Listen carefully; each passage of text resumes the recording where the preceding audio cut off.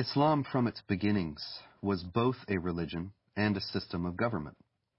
For example, the Islamic calendar doesn't base year one from the time that Muhammad was born or the time that Muhammad received his first revelation from God, which I think are both what Westerners might expect, but from the time that Muhammad became the leader of an army and the head of state in Medina. This is the beginning of the Islamic calendar because in the Islamic understanding, Islam is a political and social system as well as an individual faith.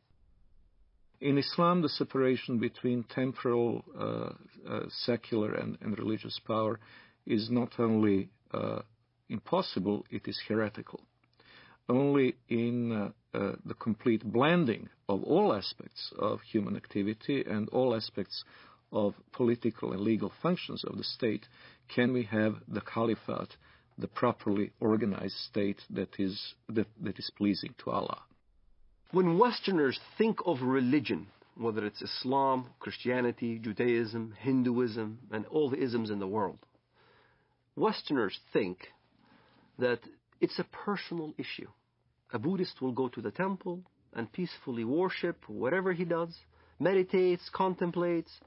A Jew goes to a synagogue and does his mitzvot, his good deeds. A Muslim goes to the mosque, pays zakat, alms, or go to the pilgrim al-Hajj in Mecca, or a Christian goes to church on Sunday. They think it's a personal issue, that religion is a personal issue.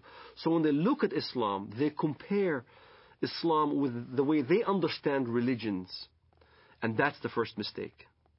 Islam is not a religion for personal use. Islam is Sharia law. Islam is a form of government to the world first, then to a personal application.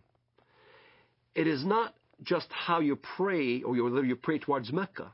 It's how you dress. You dress in Arab culture. You speak Arabic. You can't go to heaven unless you pray in Arabic. You can't read the Quran in English and expect to get good deeds to go to heaven. You read the Quran in Arabic.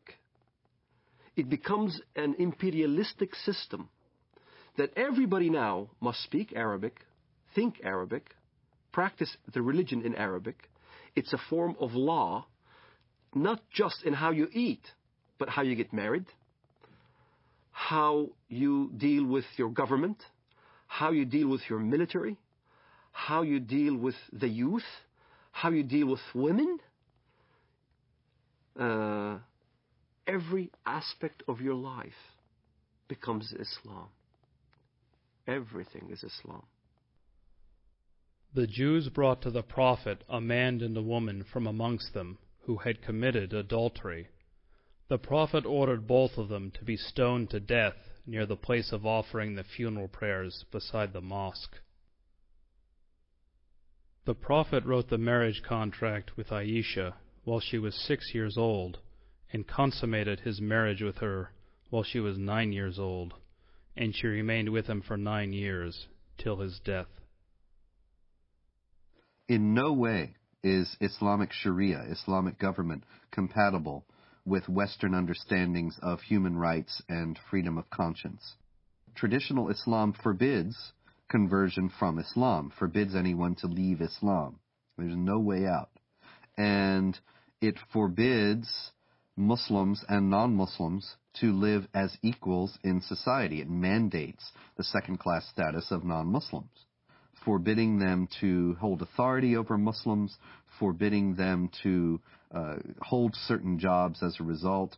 It even mandated in history that houses of worship of Jews and Christians were neither to be built or repaired, making the communities relegated to a perpetual state of decline. O you who believe, take not the Jews and the Christians as awliya, friends, protectors, helpers. They are but awliya to one another. And if any amongst you takes them as awliya, then surely he is one of them. It is not possible for a non-Muslim living in a Muslim society to invoke his civil rights and human rights that would be independent or separate from the Sharia concept. he is expected to submit to Sharia willingly, and if he accepts his dhimmitude, the position of a dhimmi, he will be a protected person. A protected person is someone who is, in fact, a willing subordinate to the Muslim overlords. We saluted the Prophet as he stood praying, and he came out to us, and we told him that we had killed God's enemy. He spat upon our comrade's wounds, and both he and we returned to our families. Our attack upon God's enemy cast terror among the Jews, and there was no Jew in Medina who did not fear for his life. The hadith very clearly says, the hadith, which is what Muhammad said, I have been ordered to fight until everyone says that there is no God but Allah, and Muhammad is the messenger of Allah. So this is how Islam spread to North Africa. This is how Islam spread all the way to Indonesia. This is how Islam spread in the Middle East. Syria was not a Muslim country. Lebanon was not Muslim. Saudi Arabia even was a mixed multitude.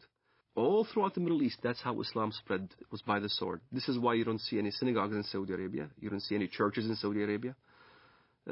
Christianity virtually is non-existent. Even in my village in Bethlehem, Muslims are taking over.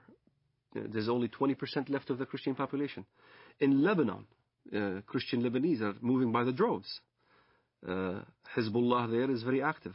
Lebanon used to be a Christian nation. Now, all of a sudden, it's being Islamized. So, Islam is moving.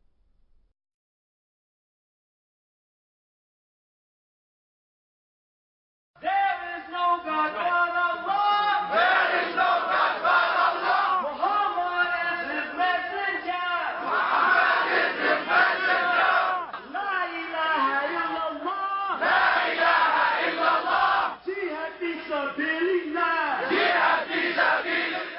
Follow the Holy Quran. Follow the Holy Quran. Follow the Holy Quran. Follow the Holy Quran. There is no God but Allah. There is no God but Allah. Muhammad is his messenger. Muhammad is his messenger. Unite Muslims everywhere. Unite Muslims everywhere. Unite Muslims everywhere. Allah is the latest. All right, here we go. Allah Akbar.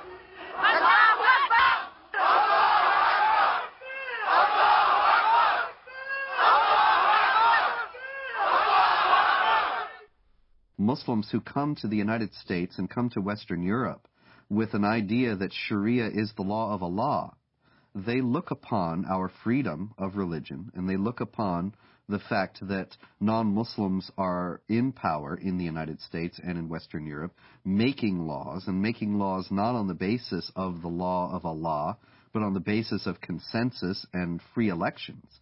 They look upon all that as a manifestation of jahiliyyah, or unbelief, the pre-Islamic period of ignorance, as the times in any nation's history before it became Muslim is referred to.